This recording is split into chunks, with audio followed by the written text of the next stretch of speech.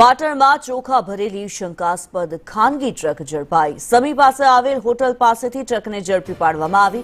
દાહોદ ગાંધીધામ ટ્રકમાં ચોખાનો જથ્થો લઈને જવાતો હતો। ખાનગી ટ્રકમાંથી 36,400 કિલો ચોખાનો જથ્થો મળી આવ્યો છે। રાજસ્થાનના ટ્રક ચાલક સરેલ દેવીલાલને ઝડપી પાડવામાં આવ્યો છે। સમી મામલતદારે મુદ્દામાલ કબજે કરી વધુ તપાસ હાથ ધરી। संवाददाता यशवंत हमारी साथे जोड़ायेला छे। यशवंत, जे चोखा भरेली शंकास्पद खानगी ट्रक कब्जे करवामां आवी छे, शुं माहिती छे?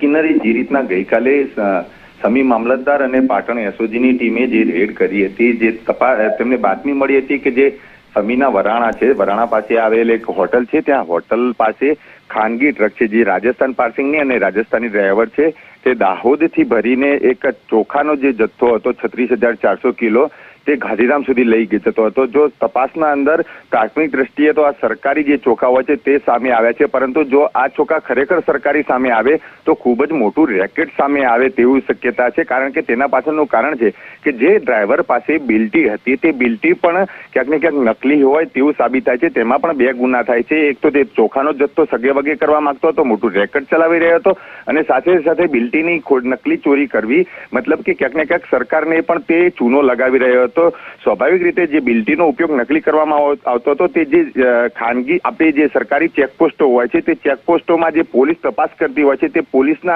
आंखनी अंदर धूळ नाखવાનો धंधो करतो हतो। दाहोदथी आ रेकेट चालतुं होय तेवुं प्राथमिक दृष्टिए सामे आवी रह्युं छे। हवे मामलतदार તેમજ પોલીસ દ્વારા તપાસ કરવામાં આવી રહી છે કે જે દાહોદથી આ જથ્થો મોકલવામાં આવ્યો હતો અને જે ગાંધીધામ સુધી આ જથ્થો જવાનો હતો, જે 36 ટન જેટલો જથ્થો હતો તે કોના દ્વારા મોકલવામાં આવ્યો હતો અને આ ગાંધીધામના અંદર આ જથ્થાનું શું કરવામાં આવવાનું હતું, કારણ કે એક્સપોર્ટ કરવામાં આવવાનો હતો કે તેનો લોટ બનાવીને કોઈ અલગ અલગ પેકિંગમાં વેચવામાં આવવાનો હતો।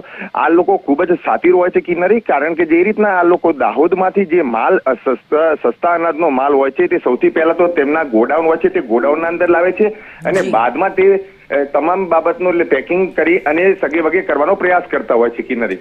જી, ધન્યવાદ યશવંત આ માહિતી માટે।